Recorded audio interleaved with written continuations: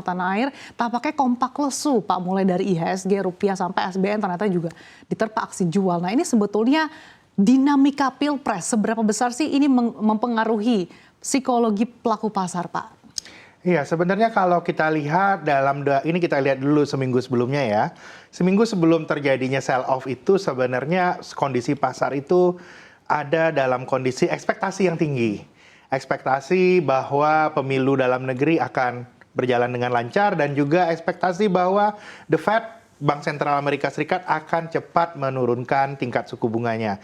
Tapi seperti yang kita ketahui seminggu belakangan sentimennya mulai berubah.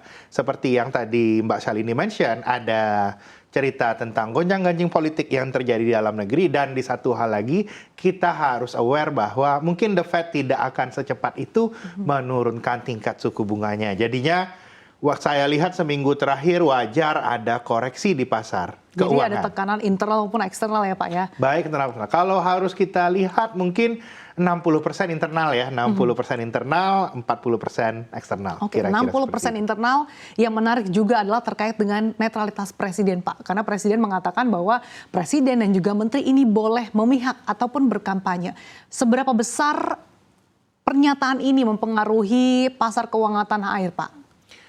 Saya lihat sebenarnya kalau dari hal tersebut, kalau dari pernyataan ini, kalau kita lebih lihatnya dampak langsungnya sebenarnya ke pasar keuangan itu lumayan kecil ya Mbak. Itu bukan hal yang terlalu diperhatikan, dan yang paling diperhatikan itu sebenarnya ada isu tentang menteri yang hendak mengundurkan diri. Ini mungkin yang membuat pasar itu menghitung kembali banyak hal Mbak. Apa saja ya Pak yang diperhitungkan terkait dengan isu mundurnya menteri, bahkan 15 menteri yang diisukan Pak?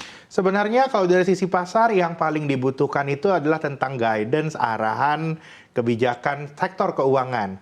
Jadi misalnya isu kemarin yang menyatakan bahwa adanya kemungkinan Menteri Keuangan mengundurkan diri, itu sebenarnya membuat pertanyaan di antara pelaku pasar, kebijakan fiskal kita bagaimana? Berapa banyakkah jumlah surat berharga negara yang akan dikeluarkan? Seberapa besar dorongan ekonomi dari belanja fiskal kita tahun ini, dan bagaimana arahan kita terkait dengan disiplin fiskal? Ini yang membuat pasar bertanya-tanya sebenarnya Mbak. Walaupun kalau kita lihat di dunia saat ini perubahan dari rezim fiskal di mana-mana itu mulai terjadi ya.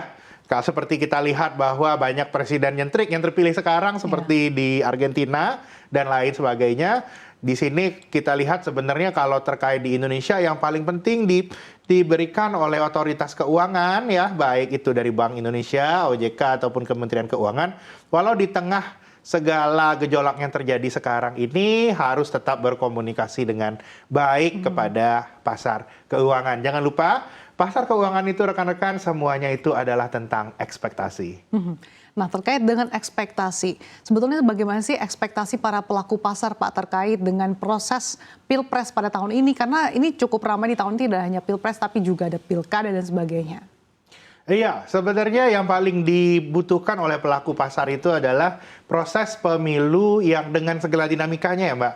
Pemilu itu pasti ada dinamikanya Mbak. Di kapanpun, tahun berapapun itu selalu ada gejolak, itu pasti. Tapi yang paling penting itu adalah pemilu bisa berjalan dengan lancar dulu. Begitu pemilu ini bisa dijalankan dengan lancar, nanti hasilnya keluar dan nantinya itu bisa kelihatan kebijakan-kebijakan selanjutnya, insya Allah pasar nanti akan bisa bereaksi positif kembali. Tapi memang dalam jangka pendek, ketidakpastian itu adalah musuh dari pasar keuangan.